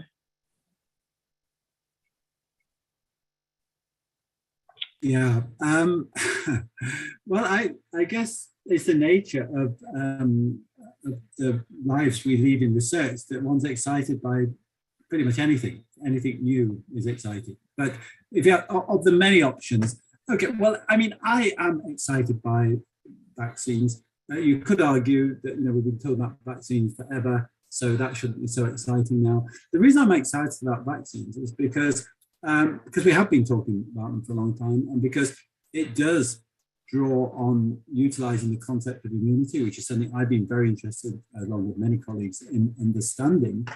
And if you'd have asked me 20 years ago or 15 years ago, do you really think there will be a good malaria vaccine? I'd have probably said, I don't know, perhaps not, you know, things aren't looking that great. If you ask me now, and I've had this view for the last perhaps 7 to 10 years, if you ask me now, I'm very confident there will be a good malaria vaccine, by which I mean one that comes up to the level that WHO has set of what you expect of a malaria vaccine. And I'm confident about that for various reasons. But partly it is, you know, the way research is going. We've got RTSS, massive effort, a lot of people on this call involved with it. Not a great vaccine in one sense. On the other hand, as everyone's familiar with this argument, a poor vaccine against a really important disease in terms of numbers saves far more lives than a really good vaccine against something which is less common. So, you know, RTSS, you've got to say, is a really important, but it's really important also as a demonstration of a proof of principle. If you take one squiggly little bit of one molecule out of thousands of proteins in the parasite, and you can actually get, you know, substantial protection with it, then to me, it's obvious that there will be other squiggly little bits, which if you take them, they will also work. And if you combine them, they'll work even better. And I think that's the way that vaccines are moving now. I mean, there are people got different strategies for vaccines, but the one I think is most likely to be successful, and always have felt was most likely to be successful, is the multi-component vaccine, one that is either against multiple stages or has at least got multiple antigens in. And I think there's increasing evidence that that approach will keep inching up, and perhaps not just inching. I think there'll be quite a big increase in the level of protection. So now I would be pretty confident that we will end up with a vaccine really worth talking about as an effective vaccine. I'm not going to put a time on it because that's always a mistake. But, you know, I've moved from being fairly pessimistic 20 years ago to being really very optimistic now.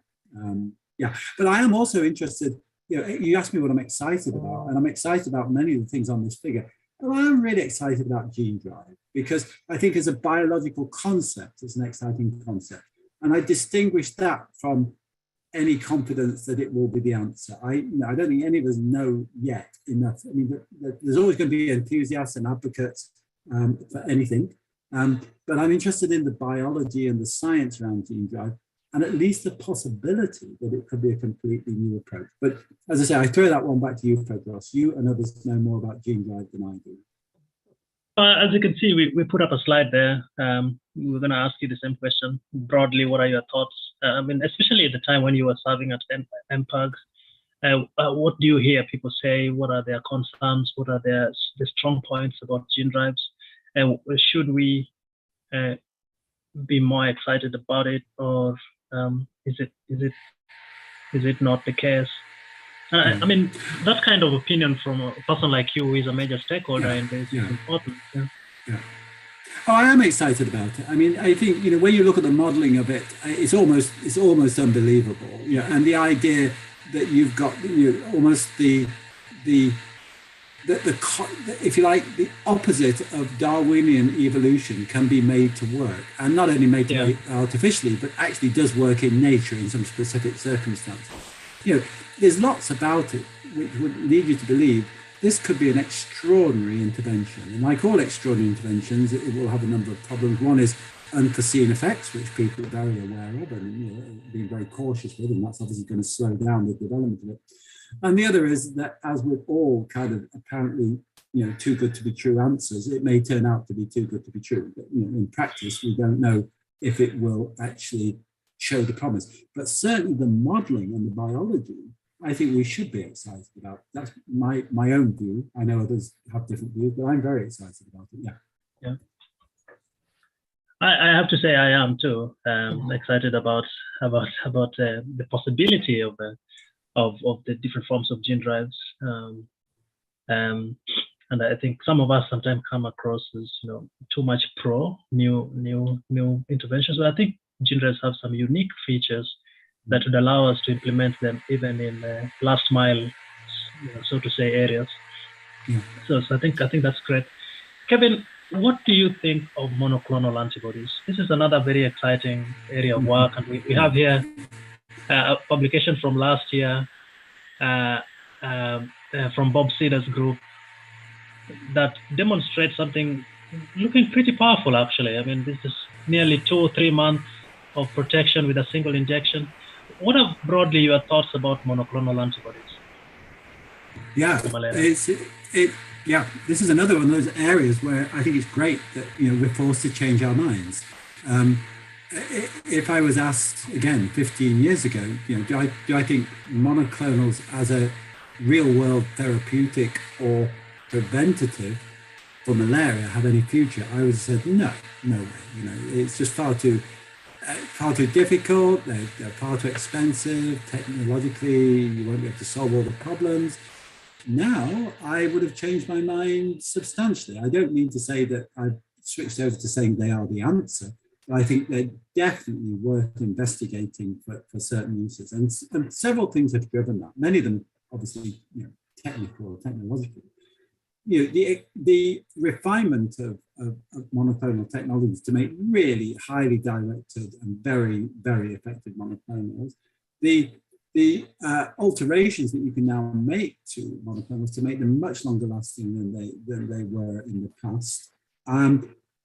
All of these move you towards something which could really be used. So, and if you were to say, well, look, you know, again, using Bob and other people's work, if you say you were to reach a point where you had a biological which would last for between 6 months and a year, and if you gave it was nearly 100% effective, you'd say, yeah, why wouldn't you consider that as an alternative to vaccines? I mean, we, you know, in the old days, we all used to have kind of injections like that when we're traveling, you know, against hepatitis B. We relied on, you know, basically a really uncomfortable injection which would protect you for a certain length of time, and then you'd have to have it again.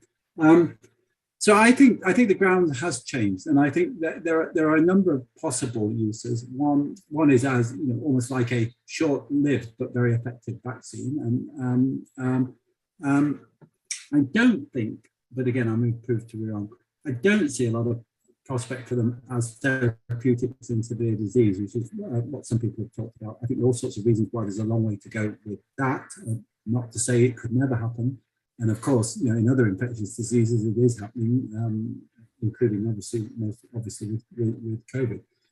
But I do think the technological changes are such that it's now entirely plausible to look at, and people are looking at, the utilization of monoclonals as preventatives. And the thing which in the end, you know, there's several things will determine it apart from safety. One is length of action, which is increasing all the time. And the other is obviously going to be cost. It's always going to come down to cost. And in the past, monoclonals were incredibly expensive. and they've got cheaper and cheaper and cheaper, and there are various technical reasons why they could get cheaper still. So yeah, I think it's an exciting area. No, thank you so much. We are excited about this as well. And you mentioned, a short-acting vaccine. The other use cases that have been mentioned include seasonal chemoprophylaxis and so on.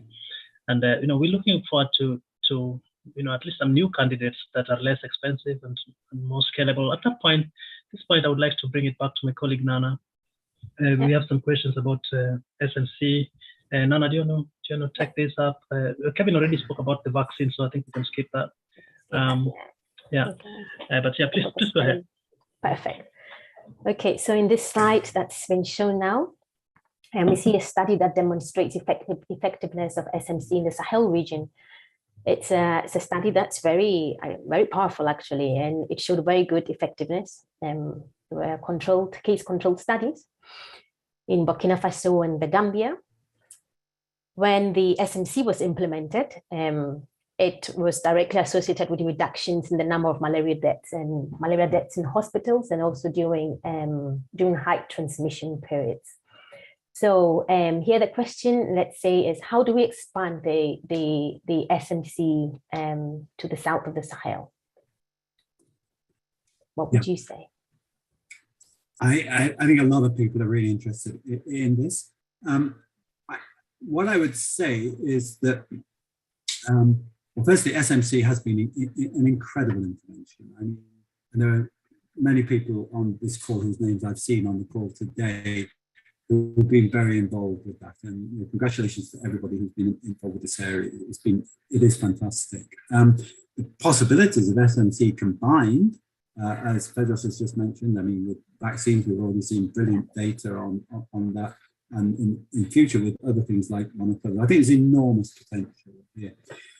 Could the approach be extended? Yes, you would feel it must be, because if you think about it, although we talk about the Sahel, and the Sahel is a very particular environment. I mean, and having begun my malaria career in the Gambia, I do understand that a place with very short transmission seasons is very different from many other places. But having said that, the whole thing depends on the transmission being relatively limited, or at least the majority of it being relatively limited. And there are very few areas across Africa where malaria is transmitted, where malaria is not at least seasonal. We talk about malaria being transmitted all the time, perennially. And that's kind of true in the sense that you could get transmission in lots of time. But there are many areas of East, West Africa, Southern Africa, where the vast majority of transmission takes place in a limited period of time. So it's always going to be a trade-off of how short is that time. I mean, it works so brilliant in the Sahel because it really is very short. If it were a little bit longer, would it work less brilliantly?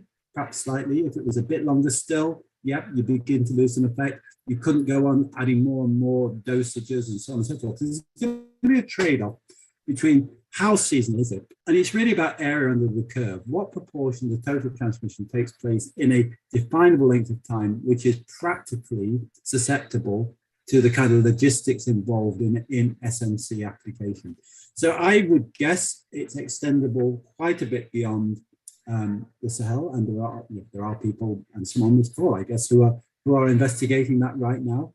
It won't be the answer everywhere. It will cease to be SMC. There are some parts in really, truly perennial transmission where SMC wouldn't be SMC. It would be just continual prophylaxis, and there's all sorts of reasons, logistical and biological, where that isn't a great idea. But I doubt that we've defined the full limits of SMC at the moment, and it's really important that people begin to do this, and that's happening now. Yeah.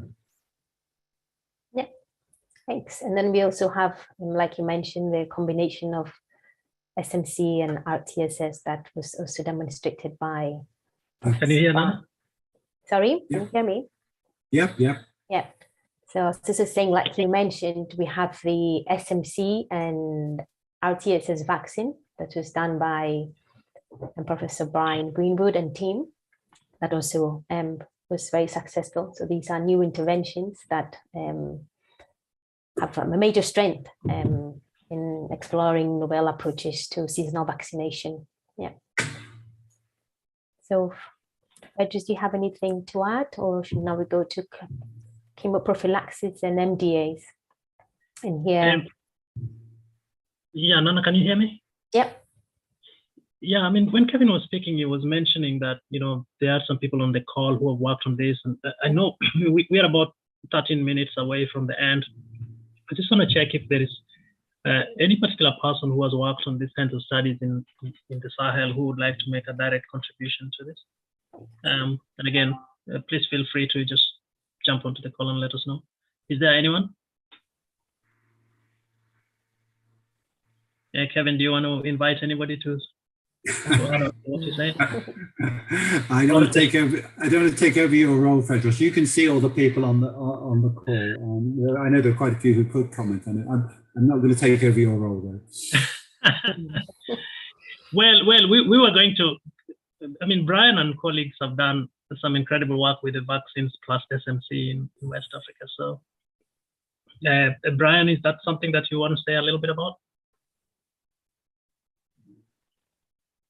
Sure, that I haven't got the list of everybody, but I'm sure there's somebody. I've had my talk with. I mean, I will if nobody else does, but I don't know who else is on the. We've had lots of colleagues working in Africa. I'm sure there's somebody on the call who could say a little bit. Yeah. No, that's good. If there's anyone, please just let us know. And we are also looking forward to hosting an SMC specific masterclass at some point. Yeah. And so hopefully we can. I will just say one general comment. I mean, there has been a change, and Kevin knows at the beginning, when the time when he was in the Gambia, the WHO and the authorities were very against the idea of using drugs to protect people living in endemic areas. And the first sort of trial of, which is now SMC, it was the same thing really in Farafeni. WHO tried to stop that. They sent somebody to stop that. And there was the fear that if you stopped children getting their immunity, then they would all die when they were older. And I think in the last few years, I mean, partly I think through Professor Alonso actually being the director, there has been a change in the general view from the authorities that, well, if we're going to have to do something about stopping children dying from malaria, we have to use all the tools that we have. And I think there's a much more relaxed view about that. And it's not the only answer and so on, but looking at ways in which we can use epidemiology and understanding of local conditions, what you do in one part of the country and another, to use drugs prophylactically in people who are staying permanently in those areas. I don't know. I mean, I'm sure, Kevin, through MPAC, do you want to say something about that? I mean, there has been a change, hasn't there? How people have become more receptive to this idea. I think there has. And again, it's one of those areas which is a bit like the whole eradication argument, that people often end up in rather polarized positions, which if you unpack it, is not that different. It isn't that they believe different things. I mean, everybody knows that antimalarials, at least antimalarials that work, will stop you getting malaria. And so it's obvious that if you give lots of antimalarials to lots of people, you'll reduce malaria. And as you know, Brian, from the history of it, the counter argument has been, yep, but if you stop doing that, you'll spring back. And so it's always this, there's always this consideration of area under the curve, how much do you really save by doing something for a certain length of time, and then you can't afford to do it, or resistance comes in, or whatever. And the resistance argument, is an important consideration that I think is in some people's minds. If you keep using a drug over and over and over again, and you haven't got any other alternatives, eventually you'll drive resistance. These arguments go round and round and round. And I think you're right, Brian, that there is a shift. People are aware, obviously, that good antimalarials will stop you getting malaria. So one should use it for that when you can. And there are more circumstances now. And I think SMC has been really important in driving that. And I think the right way to develop that is this thing about how can you extend SMC, rather than jumping from SMC to saying, well, this obviously works well, let's do it absolutely everywhere. There are all sorts of reasons why that wouldn't be a good idea. Many of them logistic, political, and financial, as well as biological. So I think the right way is to extend something which works. But I agree with you, there is a shift. And it's reflected in the whole MDA shift as well, which I see is on the next slide, where people used to be very against MDA. I think now it's recognized that there are specific circumstances where it might be very useful. But it also, like eradication and like other things, is one of those areas that attracts many enthusiasts and very little data. So, you know, often the arguments are very strong, but when you actually really look for the evidence, you know, as we've been involved in this, as I say, many colleagues, some of them on this call have been involved with WHO and looking at the evidence for the effectiveness in you know, leading to elimination of various approaches. And often the actual evidence is far weaker than the strength with which people advocate the positions of either using or not using things like MDA and other things as well. Yeah, no, thank you guys so much. And Kevin, the immunity questions that you raised, I know there were concerns like this even for bed nets, you know, in recent months. Colleagues and us at Ifakara did produce this publication that shows that mortality associated, that the immunity, that there is the survival benefits associated with bed nets are actually sustained into adulthood. I do hope that we can address these concerns if there are any with immunity. For me, just based on the data that Nana was showing earlier, it's very clear that SNC is of great value addition, and if we can find a way to extend it to other places, that would be great. I'm going to throw this back to Nana to finish the question on MDA, and then we will start winding down. Yeah. Winding up. Yeah. So taking advantage, Kevin, really on your as the chair of the impact, how will new policies open up to new windows and how to use existing drugs? I think what I was just talking about is really important. I've been shocked through the experience of being involved in a set of reviews with WHO on the evidence base for interventions, to realize how few good studies there are that really answer the questions that people wanting to either control malaria or eliminate malaria want the answers to. And at the end, you know, I had to conclude that, well, what are we doing as a research community when we do so much research? When it comes down to, you know, asking the questions, what are the critical questions? And then it turns out that there's so little evidence available. It was really quite shocking to me. And some of my colleagues who were in that process are on this call, you know, and they may want to say something too. But it was very, very interesting. You know, and MDA was one of them, and sort of various approaches to finding, testing, treating, you know, all the different combinations that use. The evidence base is often incredibly limited, and it did, you know, just make. So when you ask me what can we do, I think, you know, what we really need to do is make sure that our research as a community, whether we work on vaccines or drugs or community interventions or health systems, we need to make sure that our research is very closely aligned to what are the key questions that policymakers need answers to, not just what are we interested in as kind of academic researchers.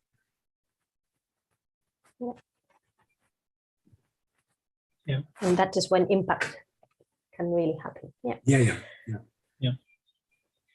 Kevin, you are stop at on the hour. Is that hard stop, or can we spill by 3 minutes? By a couple of minutes. I'm really sorry. There is a stop. There is something which I have to do pretty soon after, but just do go over by a couple of minutes. But it's okay. Yeah. All right. So, Nana, do we proceed then? Yep. Do you?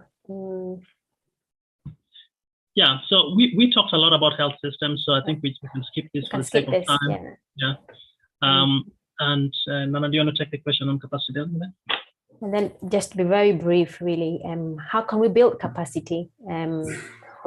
What's your take on capacity? And now we know how things are going, just building really. Yeah, and just for your information, Kevin, we will be speaking to Sam Kinyanjui at some point. So, right. but yeah, please. Well, I'm delighted you'll be talking to Sam. I'm also delighted to see this picture, which features IDEAL, which of course is based on Kenny Welcome. This is an area which you know I clearly can't sum up in a couple of seconds, but it is an area which I've increasingly, you know, in my own personal life, moved more and more towards. So when I, for instance, when I left Kalifi, I had to make a choice. Did I, you know, start a new lab in Oxford or somewhere else, or did I continue to work on the other thing which I was focusing on, which was the whole issue of science systems and how one supports them? I've moved much more in that direction. So most of my work nowadays, although I still do work on malaria, most of my work nowadays is around science systems across the continent and how you support development of leadership and knowledge sharing. And the one thing I would say is I'm encouraging people, and I know, it can get tedious talking about semantics, but I do encourage, and so do many of my colleagues, encourage us to talk in terms of capacity sharing rather than capacity building. Because there's something about capacity building which always seems to carry the implication that experts will come from somewhere to tell one how to do something. And our experience has been very much that it's sharing of knowledge and capacity in all directions, which is most important. And that's not just a politically correct statement. I genuinely believe that is how it works best. So we do focus on capacity sharing. What do you need to do? As with everything, investment. You need to draw on the lessons of the past. You need to know what works and what doesn't work. There are plenty of good examples out there about things that have worked and don't work. But more than anything, we need investment. And I'm sure we all get tired of saying, governments need to spend more. But that's what we need. You need investment. But short of investment, there are things, as I say, drawing on the lessons of things which really work. And there are many, many more examples now than there were in the past of things which are working well. And we should draw on those. Yeah. Fantastic. Frederick, I don't know, should we then go to the finance? Now we've just mentioned about investing.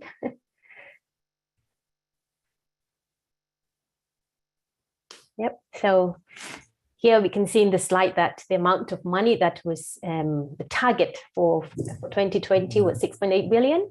And then we can see that the actual funding was 3.3 billion. And so we're very far away from a very big difference. And I'm sure the true estimate, most probably, I can't remember now the details, was actually a little bit more than 6.8. And the funds are coming from country. A lot of it is coming from the United States as well, and other funders. So how can we bridge the gap? And what's the true value? And the true value is probably more than 6.8. And what's your opinion? How do we bridge this gap? Yeah, you're asking me all the questions which are unanswerable, really. There are some things one can say about this. The first thing I would say about it is you look at that figure at the top where you show that sort of really extraordinary rise in funding that took place from between around about 2000, really rapid, 10 times increase. Very encouraging. But if you look at it from the point where it plateaus, you have to draw the conclusion that there ain't going to be much more. In the current climate, post-COVID, all the economic issues in the world right now, the chances of there suddenly being a massive injection of funding, don't hold your breath waiting for that. So that's not, that is what's needed, but that's not going to be the answer. It's not going to be the answer through the existing channels.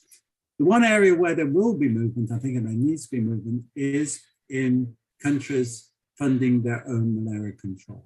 There is a move, obviously, with economic development. Countries take over a bigger proportion.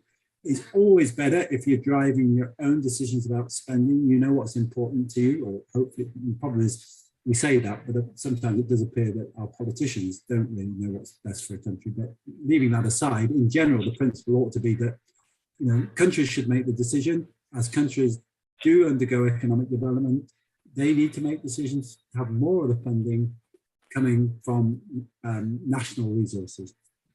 It is happening in some places, not happening fast enough. And the only other option, if you can't bring more money in and internationally, and you can't bring more money in nationally, the only answer is to spend the money more carefully or smartly. And people are interested in, can you be smarter? Do you need to apply everything everywhere? I think there is some room for maneuver. I suspect it's more limited than people sometimes think. And the only other answer are new approaches. But I do want to come back to where I started, which is that investment in health systems as opposed to malaria control is a different thing. There is a big drive for investment in health systems in universal health coverage. And that may not find its way into those figures about how much money is spent on malaria control, but it does have the potential to make a major change to malaria. So I kind of want to end where I started, which is the importance of recognizing the centrality of structures and health systems. Important though technological solutions are, important though it is that we do work on vaccines, we do work on gene drive, we do work on better drugs. In the end, what we really need are functioning health systems. And I think that's where we kind of began this, and that's where I'd be quite happy to sort of come towards the conclusion of it. Thank you so much, Kevin. It's been incredible having you here. We're going to send it back to you for your final words. I hope you enjoyed the masterclass as much as Nana and myself did. And we are very grateful that you made time to be with us. So Kevin, your final words for today my final words are what's on the slide on your side, which is basically thank you. Thank you for inviting me. It's a real honor. I didn't know what to expect when you mentioned it to me, Fedros. I did feel quite nervous and overawed at the beginning when I realized quite how many people were tuning in and how broad it was going to be. I hope I haven't overstepped my boundaries, as it were. I think it is important we recognize when we don't know something. But no, I've really enjoyed the discussion, and I'm glad you have. And thanks so much for inviting me, and thanks for arranging such a great idea. And I'll certainly be tuning into some of the future ones as well. So thanks very much to you and to everybody who's been on the call. Thank you. No, really big thanks to you, Kevin. And finally, just as we said earlier, this is a voluntary service that we provide. This is not funded by anybody at the moment. It's a voluntary service that we are very happy to provide. Really, the only thing we do here is to talk to experts, and we are very lucky that the experts are willing to speak to us. My colleague Nana has done an incredible job. So Nana, thank you. Thank you so much for the sessions. And I think I'm going to send this back to Nana to close the meeting today, given that Kevin has to leave. Thank you very much, Kevin. Thank you for answering the questions and also to share your experience and knowledge. And Frederick, thank you very much as well. It's fantastic collaborating with you. And to all the other people, especially Sheila, who was not able to join, but she's also been in the backstage preparing until yesterday evening when we were preparing everything. And Sheila, I hope you get better soon. And also to everyone who is backstage now helping, and to all the participants, really. And thank you very much for your continuous. Yeah, and thanks to my colleague Shah, who is behind the screen. Share one last time before we close, if you can just put the link to the next masterclass for colleagues. One last announcement: our next masterclass is next week on Thursday, starting 2 p.m. same time. And that's the link. Kevin, thank you so much. Do have a wonderful afternoon, and we look forward to continuing conversation with you at a future date. Thanks, and goodbye, everybody. Bye. Goodbye, everybody.